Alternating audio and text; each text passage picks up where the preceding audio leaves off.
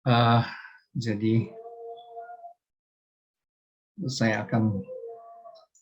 kita akan berbincang-bincang mengenai situasi global yang sekarang sebenarnya penuh paradoks karena di satu pihak memang global itu nyata, tetapi pada saat yang sama lokal itu juga nyata ya. Jadi baik orientasi ke luar yang menyatu gitu ke level global maupun justru menekankan kultur lokal. Orang juga bahkan menyebutnya deglobalisasi, tapi saya kira kurang tepat itu karena baik globalisasi maupun lokalisasi itu dua-duanya terjadi secara simultan karena memang karakter zaman kita sekarang itu berbagai tendensi yang kesannya bertentangan gitu, dua-duanya sama kuat dan hadir dua-duanya gitu ya. Gitu.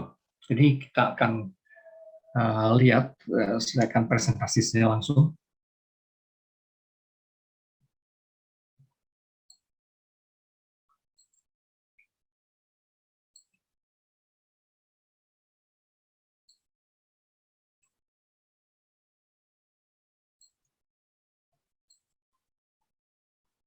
Oke.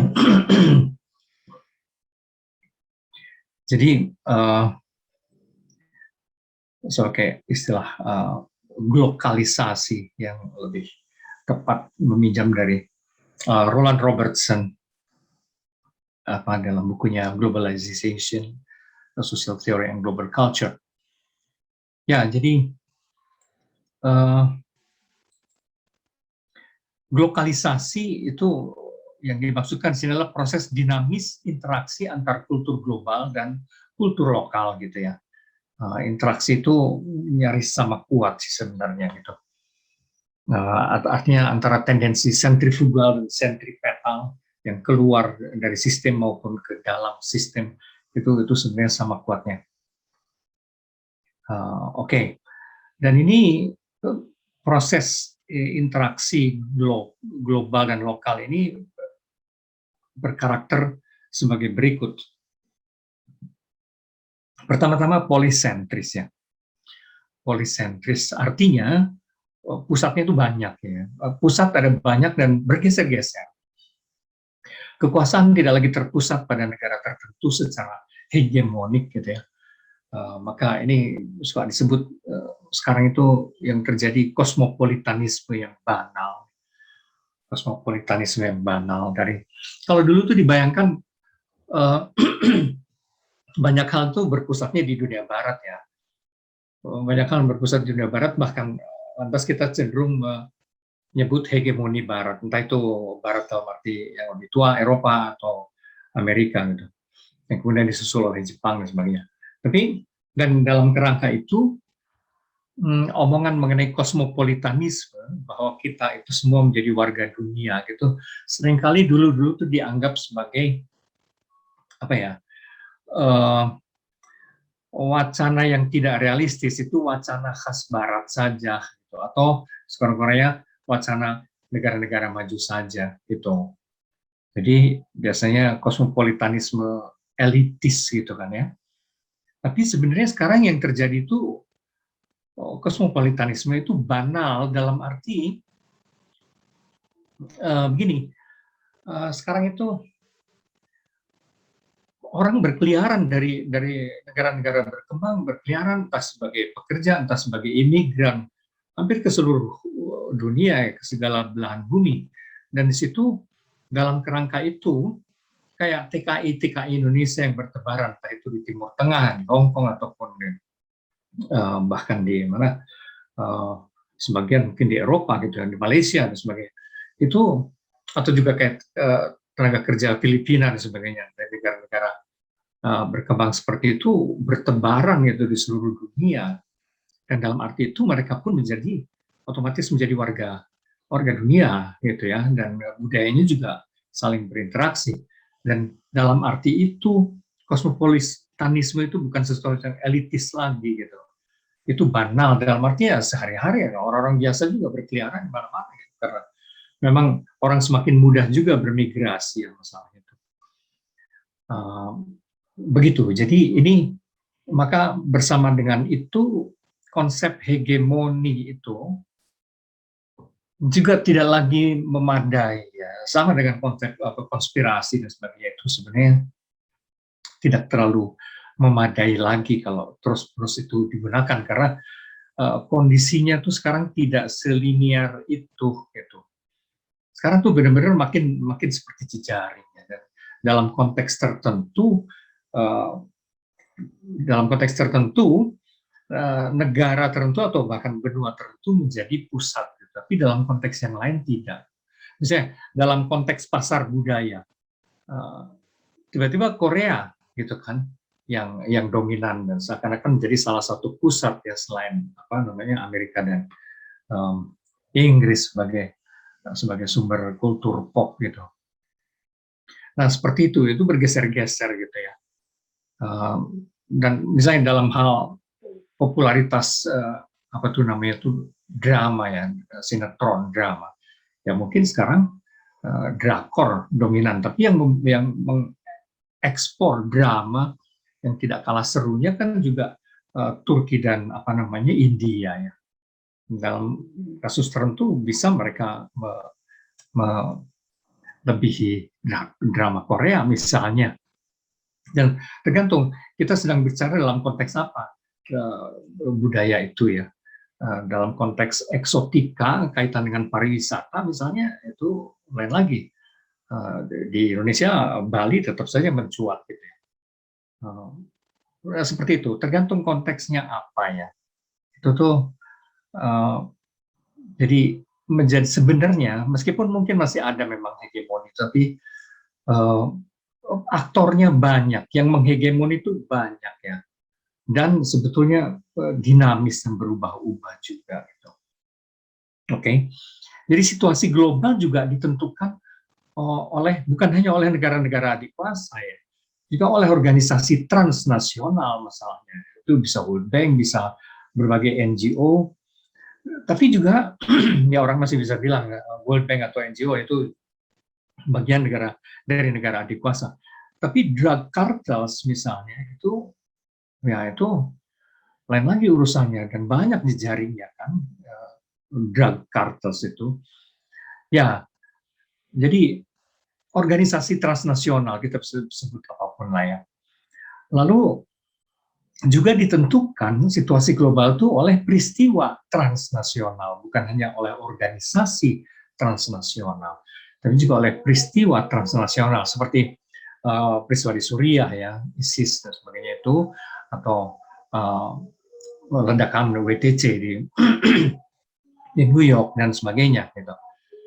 Ya, itu peristiwa transnasional yang ikut menentukan dinamika global, tapi juga persoalan transnasional.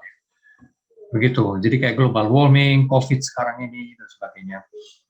Belum lagi komunitas transnasional yang sekarang makin banyak yang saya sebut tadi ya, para imigran, kelompok-kelompok radikal itu kan banyak di mana-mana gitu. Tapi juga komunitas transnasional itu termasuk para expert yang sekarang jangkauannya para ahli itu interaksinya kan sedunia ya pada akhirnya.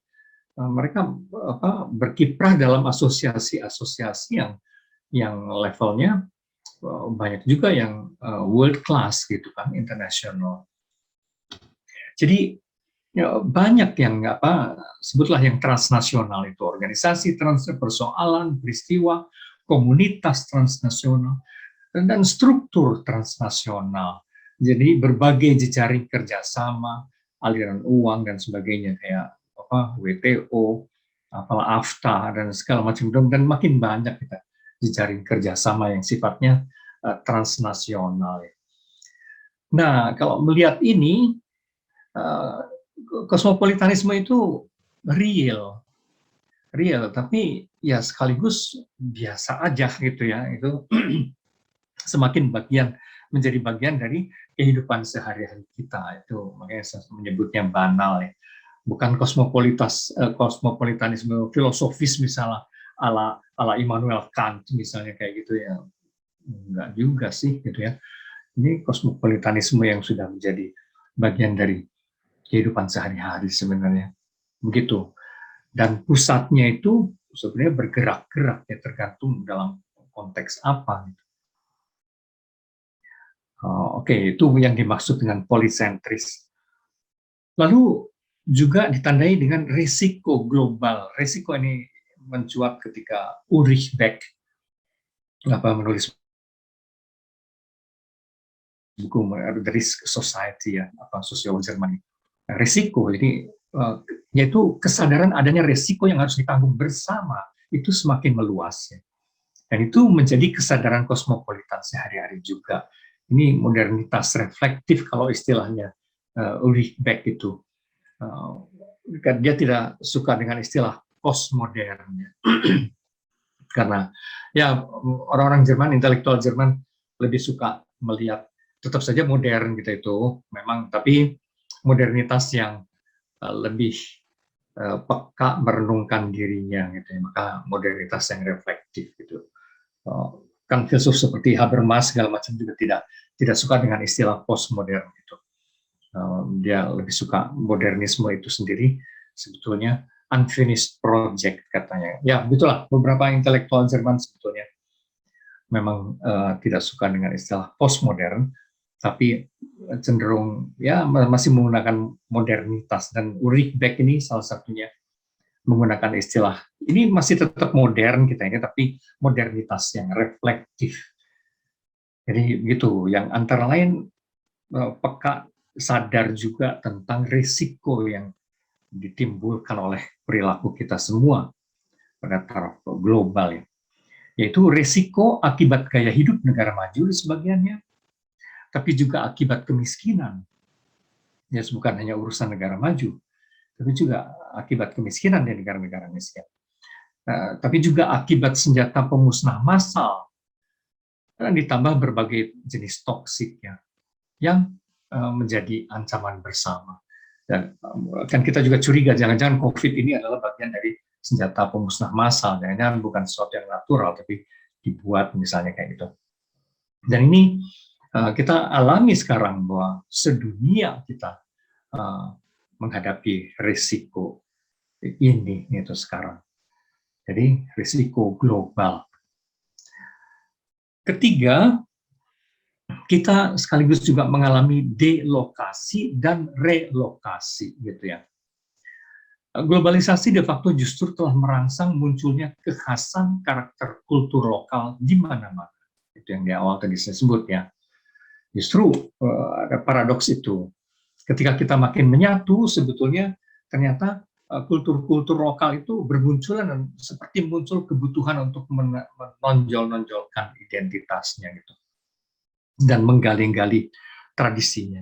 Seakan-akan ketika kita disatukan, kita merasa, saya beda loh, saya nggak begitu aja bisa disatukan, disamakan dengan kalian. Nah, tapi refleks kultur lokal itu bermunculan di mana-mana. Nah, namun itu sekaligus berarti yang lokal terus-menerus juga diredefinisi dan direartikulasi berdasarkan kerangka global. Yang terjadi begitu. Dan sebaliknya, yang global diperkarakan dan diinspirasi oleh yang lokal. Maka terjadilah yang disebut deteritorialisasi kultur. Itu apa namanya, bahwa berbagai pihak mengambil sekaligus inspirasi dari kultur-kultur lokal. Dari hal-hal yang biasa, misalnya kayak banyak sekali orang di berbagai belahan bumi sekarang mempraktikkan yoga misalnya, atau mempraktikkan akupunktur misalnya seperti itu, atau jamuan sebagai pengobatan alternatif. Itu bisa muncul dari manapun, bisa dari kaum aborigin, bisa dari kaum orang Jawa di sini, bisa dari manapun, orang Indian di Amerika. Itu semua diapresiasi juga gitu. Tapi dengan begitu kekayaan kultural lokal itu keluar juga dari ranah teritorinya, dari teritori awalnya. Itu yang dimaksud deteritorialisasi kultur. Semua pihak mengambil inspirasi dari semua, gitu ya. Jadi misalnya problem ekologi, ini banyak diatasi lewat kearifan lokal gitu. Jadi orang mulai menyadari lagi, dulu nenek moyang kita sebenarnya mempunyai cara bergaul dengan alam yang jauh lebih positif dibanding dengan kita sekarang di era teknologi misalnya kayak gitu-gitu. Dan caranya bisa beda-beda ya, orang Indian dengan ritual-ritual kayak gitu dan sebagainya. Dan orang belajar dari itu semua gitu. Oke. Ya. Lalu juga ikatan sosial baru. Kalau dulu Ben Anderson menyebut mengangkat istilah imagine communities, bahwa bangsa itu adalah komunitas yang dibayangkan gitu, yang diimajinasikan. Maka sekarang muncul sebetulnya komunitas-komunitas baru yang dulu nggak ada, yaitu jejaring kerja misalnya gitu ya, desentralisasi bisnis gitu kan. Kalau dulu di era Ford, istilahnya itu Fordism, itu semua berpusat, industri dan sebagainya itu semua berpusat di satu tempat saja. Tapi kan sekarang suku cadangnya disebar gitu ya, suku cadang mobil misalnya sebagian dibikin di Brasil, sebagian dibikin di China, sebagian di mana gitu. Atau garment ya, pakaian merek-merek yang mahal kan, sebagian dibikin di Bangladesh, sebagian dibikin di Bandung dan sebagainya. Jadi ada desentralisasi, dan itu menjadi jejaring kerja. Nah, tapi juga ada kan jejaring hobi gitu ya. Saya kira yang paling menonjol itu dunia game sekarang ya. Para gamers itu kan interaksinya ya sedunia sekarang itu. Gitu. Tapi banyak lah jejaring hobi yang scope-nya sekarang ya sedunia. Belum lagi pernikahan campur.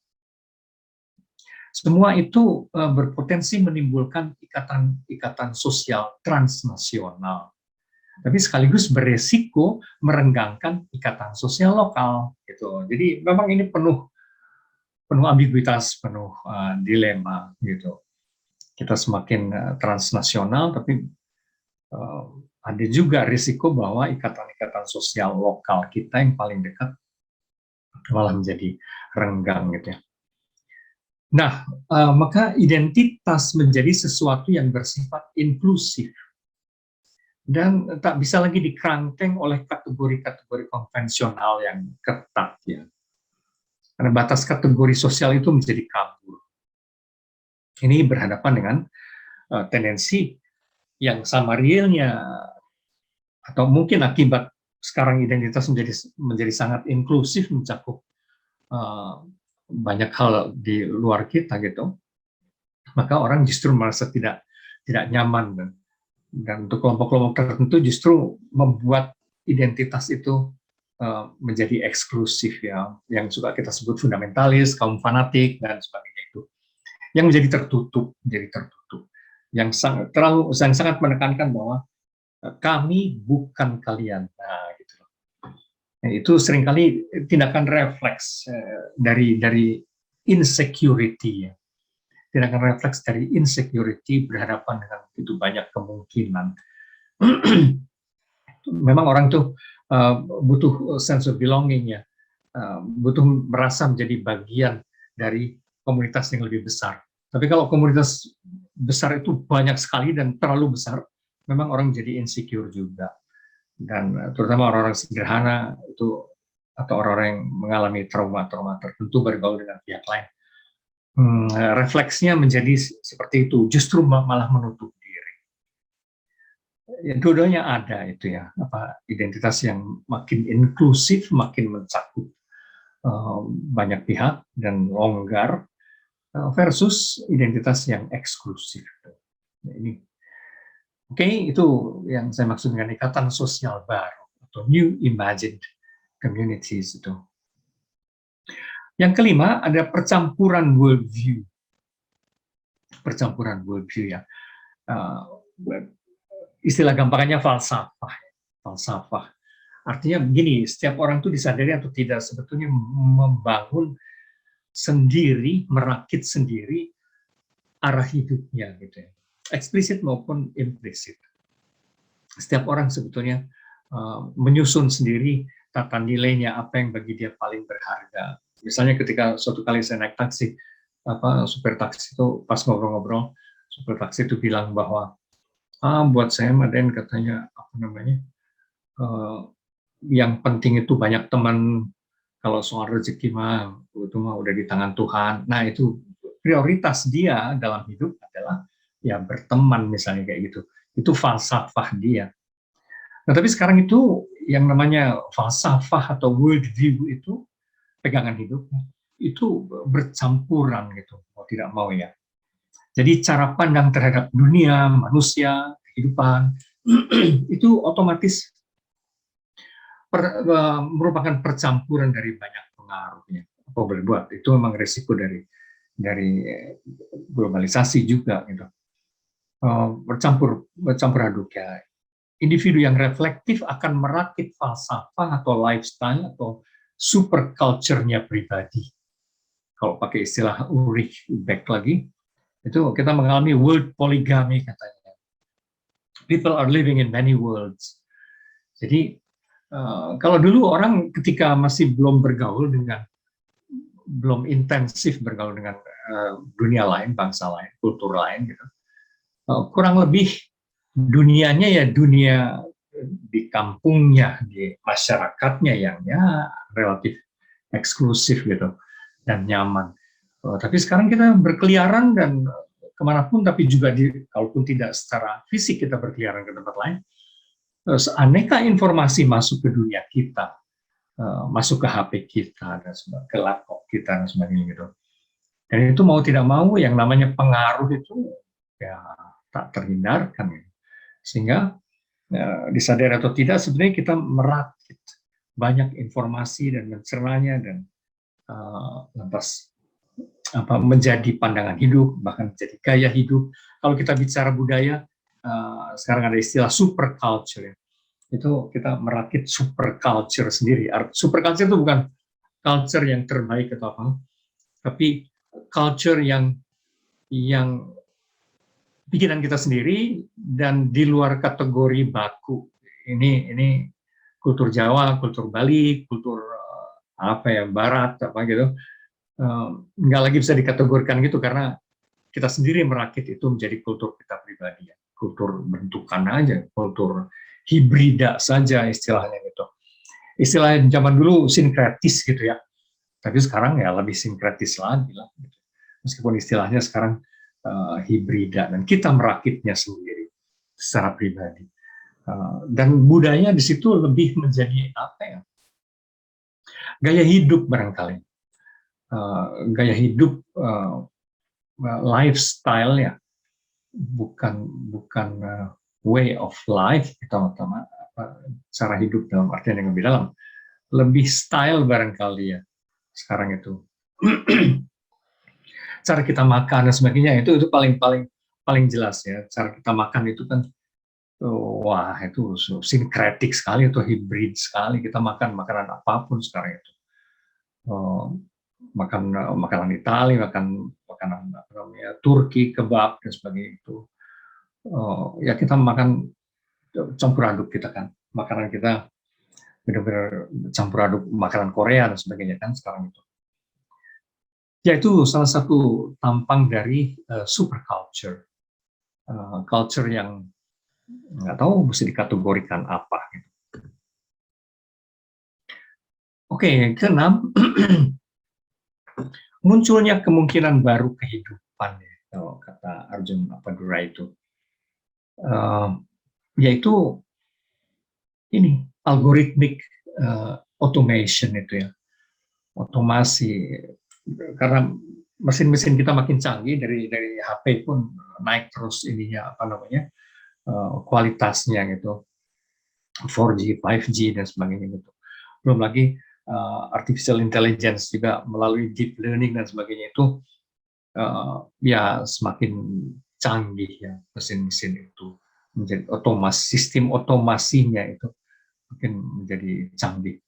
Nah, interaksi global berbasis data mempercepat lalu lintas aliran idea atau informasi yang biasa disebut oleh Padura itu ideoscapes, tapi juga lalu lintas imaji, mediascapes, lalu lintas teknologi, technoscapes, dan lalu lintas uang, ya, financescapes. Ini terus-menerus memupuk imajinasi tentang kehidupan yang mungkin. Nah, segala kebaruan ini yang sangat cepat, perubahannya itu secepat pencanggihan HP kita gitu, cepat sekali gitu kan ya, berubah terus ya. Itu memupuk imajinasi tentang kehidupan yang mungkin, hidup yang lebih ideal dari yang ada saat ini. Nah, tapi yang perlu diwaspadai dalam situasi seperti itu adalah apakah betul lebih ideal? Ya, itu kita tuh mesti berpikir ideal siapa yang sebenarnya diuntungkan? Apa betul lebih ideal gitu? Kalau ganti HP, ganti lagi, apakah betul lebih ideal? Dan siapa sebenarnya yang diuntungkan? Lalu siapa juga yang mengendalikan? Bukankah kalau kita bicara algoritma, ada bank data dan sebagainya, akhirnya kita seperti dikendalikan juga oleh perusahaan-perusahaan besar itu yang memegang data kita. Ya. Lalu siapa juga korbannya? Lalu juga mungkin boleh dipikirkan dalam semua kemajuan itu, adakah hal penting yang hilang? Karena tidak segala hal yang baru itu otomatis bernilai dan berharga ya, secara mendasar gitu.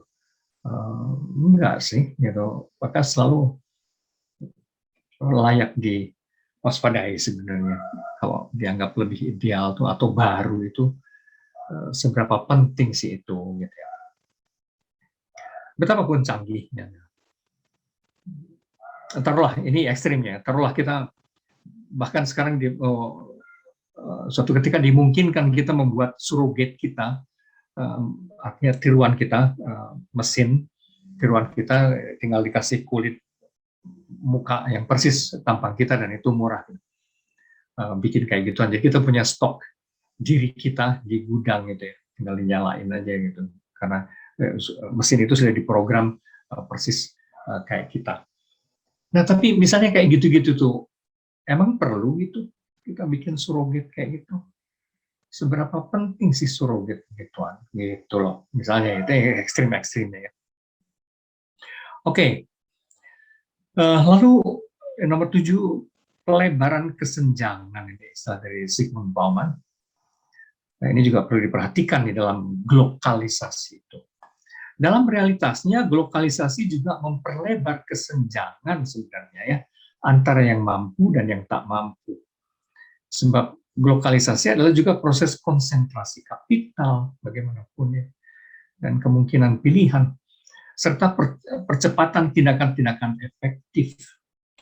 Nah, mereka yang mampu hidup dalam waktu, yang mampu hidup dalam waktu, yang selalu terlampau singkat untuk kesibukan yang padat gitu. Jadi orang-orang yang mampu tuh hidup dalam waktu yang terlalu singkat karena kesibukan mereka padat sekali gitu ya. Jadi kurang waktunya.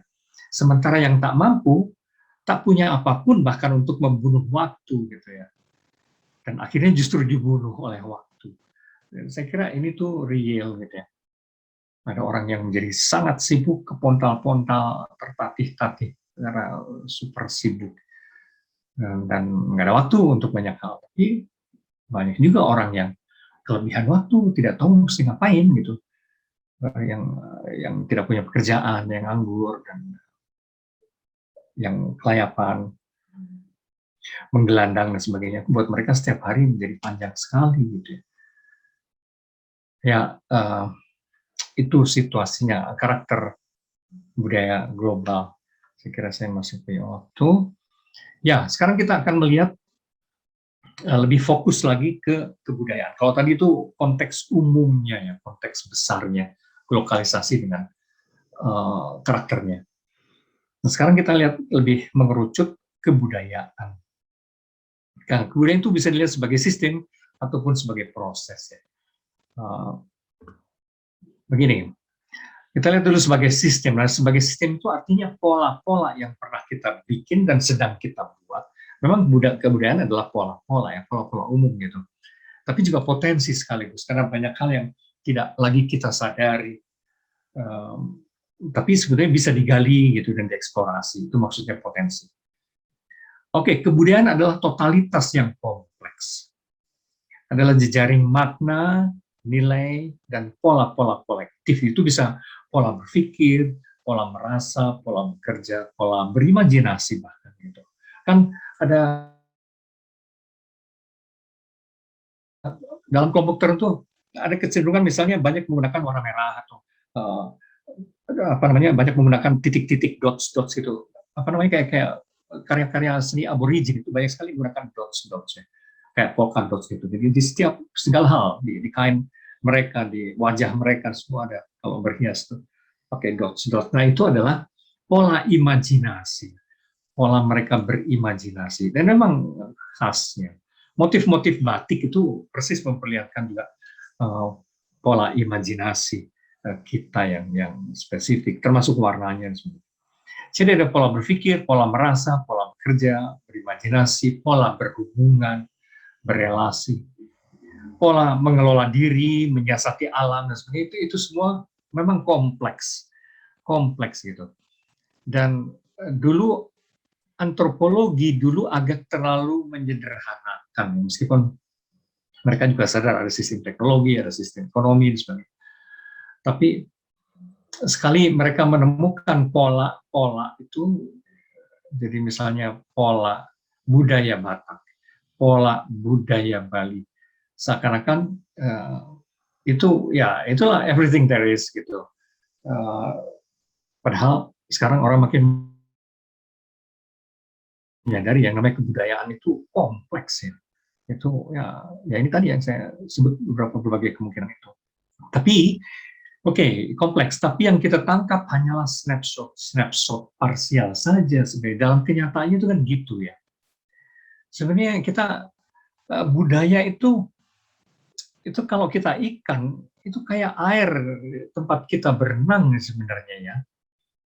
Itu kita nggak pernah sungguh-sungguh tahu air itu apa, kecuali kalau kita melompat keluar dari air gitu. Ya, maka saya misalnya orang Jawa, saya hidup dalam atmosfer Jawa. Sebenarnya yang kita tangkap itu ya seserpi aja budaya Jawa tuh apa gitu. Sementara totalitas dan esensi budaya itu tetap misteri. Itu bagikan air bagi ikannya itu ya. Itu environment yang kita dan bergerak terus pula environment itu. Totalitas itu sebenarnya tetap misteri. Artinya di situ masih banyak potensi yang kita tidak tahu sebenarnya.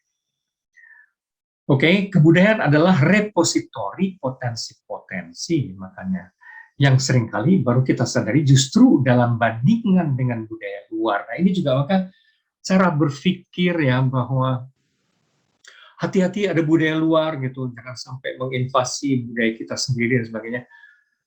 Itu pun sekarang itu cara berpikir yang terlampau sederhana. Ya. Orang sekarang sadar bahwa kita baru menyadari, misalnya apa? Kita baru menyadari misalnya musik gamelan itu unik sekali dan itu langka dan apa namanya bernilai justru ketika kita membandingkannya dengan musik klasik misalnya gitu loh. Kalau seumur umur kita nggak pernah tahu musik klasik dan ya tahunya cuma gamelan doang itu ya kita juga nggak tahu apa sih hebatnya gamelan apalagi kalau dari kecil misalnya saya udah uplok dengan gamelan terus seumur hidup saya gitu dan saya nggak pernah keluar saya tidak akan menyadari seberapa bernilai sih gamelan bahwa itu bagian dari hidup saya ya iyalah gitu. Tapi bahwa itu tuh bagus gitu itu baru disadari seringkali dalam bandingan dengan budaya lain baru kita ngeh gitu.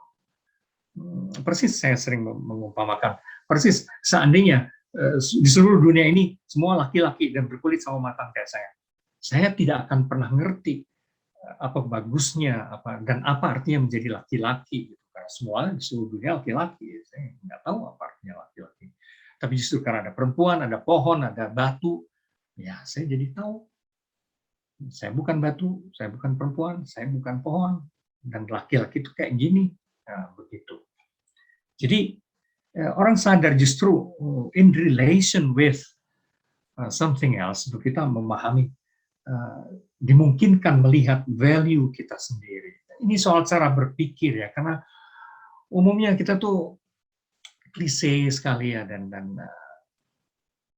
over defensif kayak gitu, yang sebetulnya jadi tidak realistis gitu ya.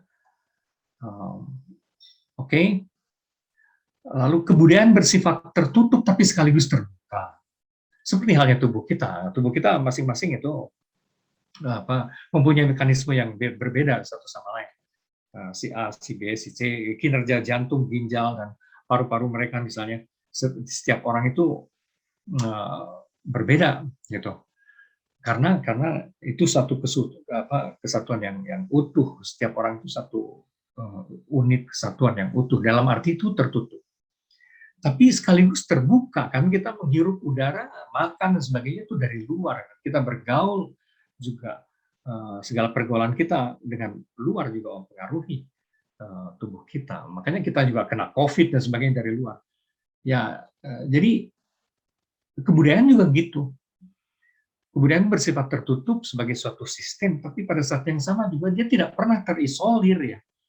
Bahkan hampir dalam semua kebudayaan sebetulnya terjadi pinjam meminjam gitu. Makanya tidak memadai ya, yang suka berpikir kita harus mencari ini milik kita yang original dan sebagainya, yang otentik dan sebagainya. Please gitu. Bangsanya wayang apa itu kan kalau dilacak itu kan ya sebagian dari India, sebagian dari mana gitu. Tapi bahwa kita mengolahnya secara unik, betul. Tapi kebudayaan sudah selalu bertumbuh dalam interaksi dengan budaya lain. Memang gitu dari dulunya juga. Banyak hal memang kita saling meminjam. Nah, oke. Semakin terbuka, kalau dari perspektif yang seperti itu, semakin besar peluang untuk merevitalisasi potensi-potensi kultural yang kita miliki. Dalam arti begini, melalui bandingan dengan budaya lain, kita melihat potensi kultural kita lebih dalam sebenarnya. Ini kayak bumerang efek ya.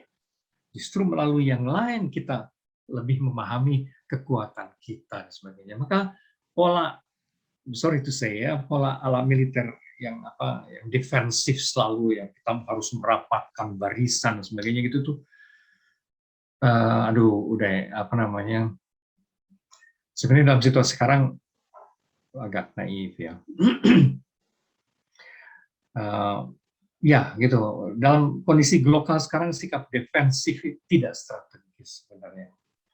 Justru kebalikannya, kita akan semakin, tentu kalau kita balik lagi ya kayak bumerang ya.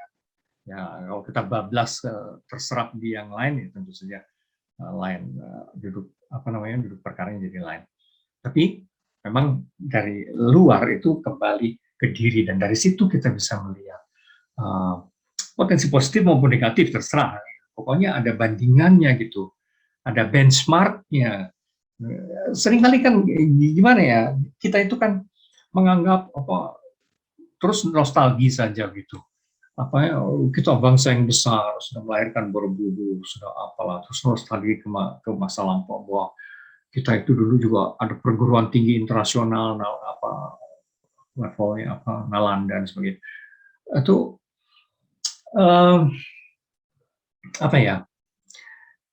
tidak cukup dan tidak ada gunanya juga sebetulnya bernostalgia ke belakang kalau hanya itu gitu ya. Ke belakang itu baru bagus kalau dalam rangka ke depan, tapi juga ke depan lalu ke belakang, itu memang sesuatu yang kayak siklus gitu ya. Dalam bandingan dengan yang lain yang sudah maju dalam arti apapun, kita melihat kita sendiri punya potensi apa, nah gitu. Jadi mondar-mandir ke belakang, ke depan, ke belakang. Dalam arti itu bumerang itu ya. Terbuka. Sebenarnya semakin terbuka tadi, peluangnya justru semakin besar untuk merevitalisasi potensi kultur yang kita miliki. Nah, produk budaya hanya bisa bertahan bila didukung infrastruktur sosial juga ya. Ini juga tidak bisa kita sekedar menyayangkan dan heboh, banyak bahasa di kultur lokal kita pelan-pelan hilang karena kita tidak menggunakannya lagi dan sebagainya. Betul sih, betul. Dan ya tentu saja sayang, tentu saja prihatin kita karena bahasa itulah kekayaan kita. Tapi masalahnya kalau realistis, kalau bahasa itu tidak dipakai, tidak ditunjang oleh infrastruktur sosial, ya memang otomatis akan mati ya secara ilmiah. Jadi bila tidak, ia akan mati secara alamiah, seperti bahasa-bahasa yang tak lagi digunakan. Saya terharu dengan berbagai upaya tentu saja bagaimana bahasa daerah itu dapat diajarkan di sekolah-sekolah dasar ya, SD, SMP saya kira. Oke. Tapi entah bagaimana ya, saya sih melihatnya misalnya bahasa Sunda yang saya lihat di buku pelajaran anak saya waktu mereka masih kecil, itu kok bahasanya sastrawi gitu ya, yang orang Sunda sendiri juga harus buka kamus dan sebagainya, nggak praktis gitu loh. Harus persis seperti kalau kita belajar bahasa Inggris ya, kita tuh kan bertahun-tahun, belasan tahun belajar bahasa Inggris tetapnya nggak bisa. Arahnya kali ya, arahnya tuh ya harus bisa digunakan gitu loh. Jadi mengharukan juga gitu, huruf aksara Sunda dan sebagainya ada dipakai sebagai nama jalan ya kalau di Bandung tuh. Ya mengharukan, tapi kalau tidak ada orang yang bisa membaca itu lagi dan memang tidak dipakai itu, memang lama-lama secara natural akan hilang juga. Saya kira itu ya, itu yang saya maksud, bahwa kemudian perlu ada effort gitu ya untuk menghidupkan itu. Bagus aja sih gitu. Cuman saya mengingatkan saja bahwa kalau masyarakat tidak menggunakannya ya lama-lama ya akan hilang sih. Oke, meskipun budaya itu sistem, individu adalah self-determination of a system. Jadi sebetulnya yang akan mengubah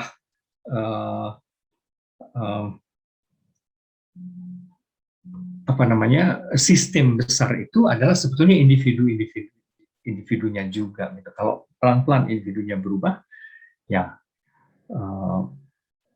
akhirnya sistemnya secara keseluruhan berubah. Jadi komitmen dan inisiatif individu tetaplah sangat menentukan. Baik, itu tadi kalau budaya dilihat sebagai sistem. Nah, kalau dilihat sebagai proses itu artinya itu keadaan aktualnya. Jadi kita sedang bergerak terus. Kebudayaan itu dinamis dan pada detik ini pun itu dari hari ke hari sebetulnya itu bergerak terus ya. Kebudayaan adalah medan kontestasi kalau dilihat sebagai proses itu keadaan aktualnya. Kebudayaan adalah medan kontestasi kekuasaan untuk memaknai hal-hal penting di dalam hidup. Ya. Artinya untuk membentuk cara hidup. Itu bisa kontestasi antar generasi. Misalnya generasi milenial sekarang, bagaimanapun cara berpikirnya, meskipun sama-sama Jawa dengan orang tuanya gitu, tapi ya bisa sangat berbeda cara berpikirnya dengan orang tuanya, apalagi dengan kakek, nenek, buyut dan sebagainya. Sama-sama Jawa, tapi bisa berbeda. Apa artinya menjadi misalnya orang Jawa? Apa artinya menjadi orang Batak? Apa artinya menjadi orang Sunda dan sebagainya gitu. Itu ada tegangan antar generasi itu ya. Tapi juga antar gender. Itu bisa apa artinya menjadi Jawa bagi kaum perempuan. Itu bisa berbeda kan dengan apa artinya Jawa bagi kaum laki-laki. Jadi itu juga ada tegangan di situ. Misalnya kalau di dalam kultur Jawa dulu tuh perempuan suka disebut sekedar teman belakang ya, konco wingking gitu. Itu ya perempuan-perempuan generasi sekarang ya masa itu buat cuma teman belakang, atau bahkan lebih parah lagi, aku ada prinsip swarga nunut neraka katut gitu. Jadi tergantung suaminya nih, kalau suaminya naik ke surga, ya dia terikut aja ke bawah gitu istrinya. Atau kalau dia terjun ke neraka, ya keketot juga istrinya. Nah, mana ada perempuan-perempuan sekarang yang apa namanya mau diperlakukan seperti itu gitu. Jadi tetap Jawa, tapi nggak harus gitu juga kali gitu. Nah, misalnya seperti itu. Jadi ada tegangan memang. Lalu juga tegangan antara pengaruh luar dan dalam, terutama antara kekuatan ekonomi, ada kekuatan politik, ada agama, nah gitu ya. Ya itu juga bisa bisa agama ya. Apa artinya menjadi orang Jawa bagi uh, orang Kristiani itu bisa berbeda kan, orang Jawa dengan bagi kaum Muslim, bagi kaum Hindu atau Buddhis kan bisa berbeda gitu. Apa artinya Jawa itu? Nah kan kayak gitu ya. Belum lagi soal pendidikan dan sebagainya. Jadi ada berbagai kekuatan di dalam kebudayaan itu yang sebenarnya terus-menerus bergerak dan bertegangan, saling berkontestasi. Maka dinamikanya ditentukan oleh transaksi antar kekuasaan itu, disadari atau tidak. Oleh karenanya, penting mengenali agen-agen yang bermain dalam kontestasi kekuasaan itu. Misalnya saat ini mungkin agen-agen utama adalah tokoh dan wacana agama gitu. Itu atau juga pekerja-pekerja kreatif misalnya itu juga tokoh sekarang tuh yang bertegangan bertransaksi itu ya. Tokoh-tokoh dunia bisnis gitu ya. Belum lagi kaum oportunis politik sekarang kan banyak sekali itu ya. Yang betul-betul memanfaatkan kekeruhan dan kekacauan gitu. Terus-menerus, tapi juga ini dunia pendidikan gitu. Kaum intelektual misalnya kayak gitu, itu juga. Jadi ada kontestasi banyak pihak untuk memaknai hal-hal yang kita anggap penting gitu ya. Jadi dari sudut itu kebudayaan itu sesuatu yang berdenyut terus gitu ya, bergerak terus dan bergeser-geser apa namanya unsur-unsurnya itu. Oke, dalam interaksinya dengan dunia luar, kebudayaan adalah juga proses translasi. Kalau tadi itu transaksi kekuasaan ibaratnya untuk memaknai, nah sekarang itu kebudayaan juga sebagai proses translasi terus-menerus. Berbagai produk budaya dari luar diterjemahkan ke dalam konteks budaya kita. Dan seyogianya juga sebaliknya, produk budaya kita coba diterjemahkan ke dalam kerangka budaya luar global. Banyak kan sekarang itu yang segala fenomena luar, ya Valentine Day dan sebagainya itu tuh bagaimana dimasukkan ke sini.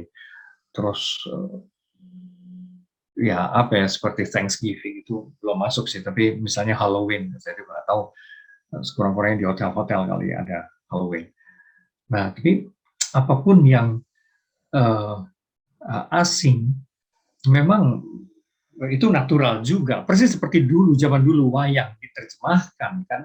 Zaman dulu wayang diterjemahkan ke dalam konteks budaya kita, bukan India gitu.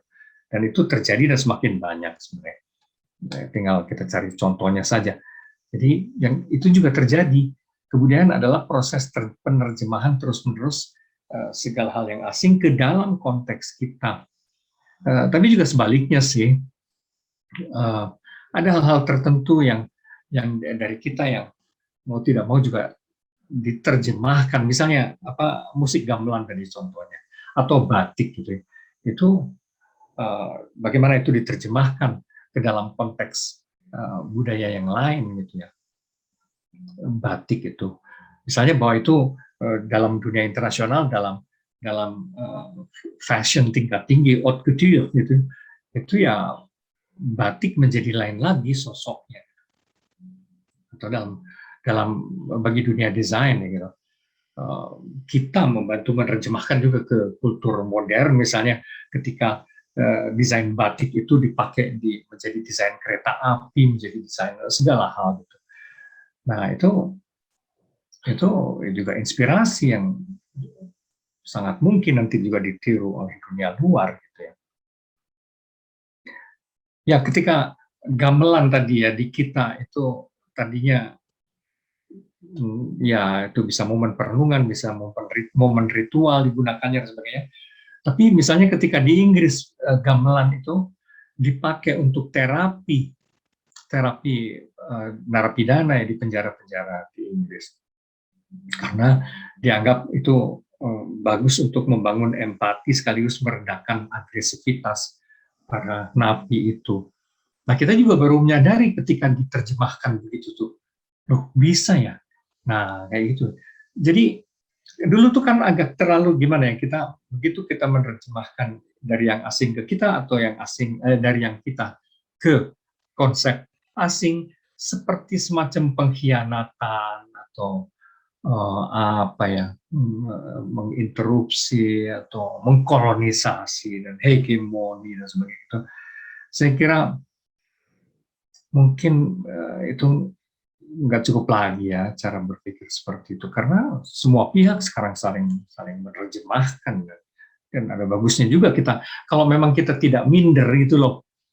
Kita tuh berpikirnya kan bagus juga kalau menjadi warga dunia itu bukan lagi urusan hati-hati kita dijajah terus-menerus, bukan gitu.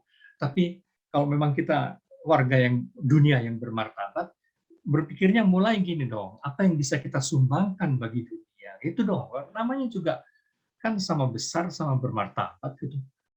Oh, apa dalam kerangka itu tuh apa ya? Cara berpikir yang terus-menerus postkolonial dan sebagainya itu sudahlah. Oh, itu ada perlunya, cuma maksud saya tekanannya dan standing kita kan kalau memang bangsa yang bermartabat itu mulai berpikir bagaimana kita bisa menginspirasi spesies manusia gitu kan, itu saya kira lebih bermartabat ya. Oke, penerjemahan itu memang reduksi makna. Ada sesuatu yang tidak tepat gitu ya, tidak persis. Tapi sekaligus juga ekspansi kemungkinan. Jadi ketika gamelan dijadikan alat terapi, mungkin unsur kesakralan dan sebagainya tereduksi memang. Tapi pada saat yang sama juga dibukakan kemungkinan yang tidak pernah kita sadari, bahwa rupanya bisa itu gamelan dipakai untuk apa namanya terapi. Nah kayak gitu mesti melihatnya tuh saya kira ya. Oke.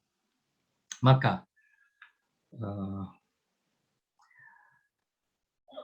fokusnya itu bukan untuk melindungi diri si pertama-tama ya, tapi untuk semakin mampu berperan signifikan dan inspiratif, inspiratif bagi perkembangan keadaban lokal, bukan hanya menjadi korban. Nah, seringkali kita sendiri memposisikan terus-menerus diri sebagai korban terus gitu ya. Mentalitas yang inferior itu gitu, maka kita selalu mencurigai, hegemoni, konspirasi.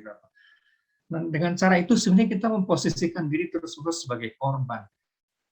Ya, kapan kita menjadi bangsa yang cukup bermartabat dengan begitu gitu ya. Keadaban lokal nampaknya bertumbuh dengan tendensi sebagai berikut kalau menurut Ken Wilber ya. Dari egosentrisme, selfish, yang penting saya gitu. Lalu sosiosentrisme, yang care, mulai peduli, yang penting kelompok saya gitu. Tapi lama-lama kalau peradaban itu semakin tinggi itu ya orientasinya menjadi world centris ya. Dan arahnya itu universal compassion.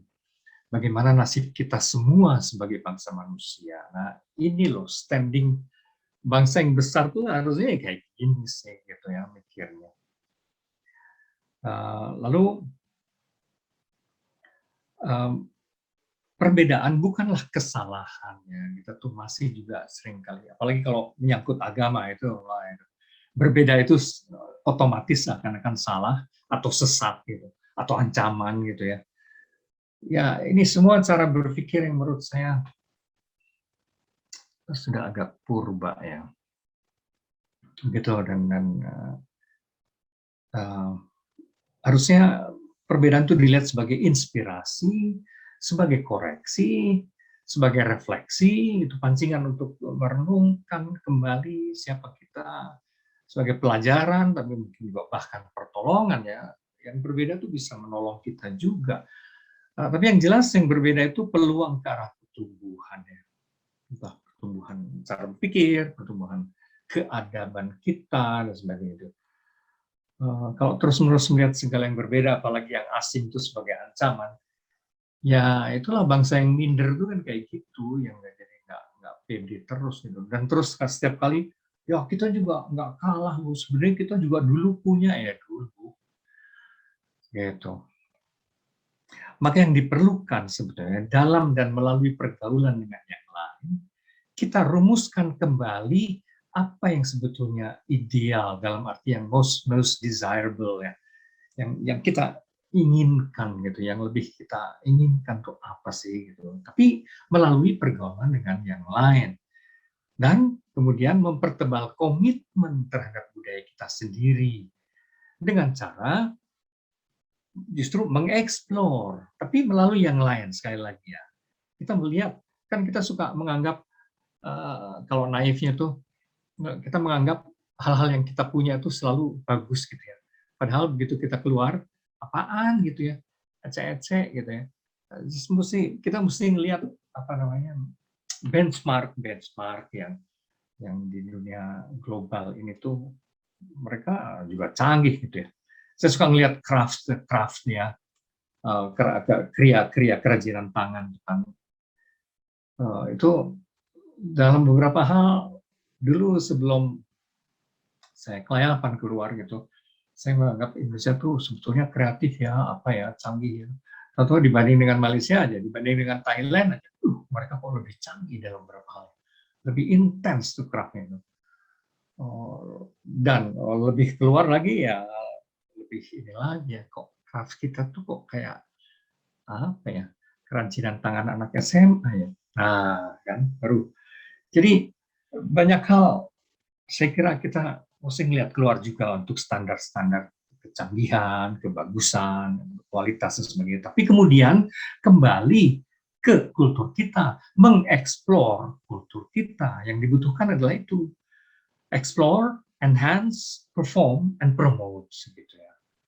Jadi gali segala potensi yang kita percanggih, ya. Kemudian tingkatkan kualitasnya, apapun juga itu. Lantas pertunjukkan itu, promosikan itu, gitu ya.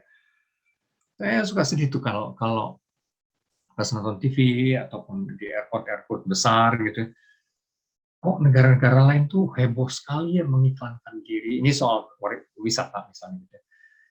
Heboh sekali dan bagus gitu ya mengiklankan dirinya tuh di layar-layar yang lebar gitu.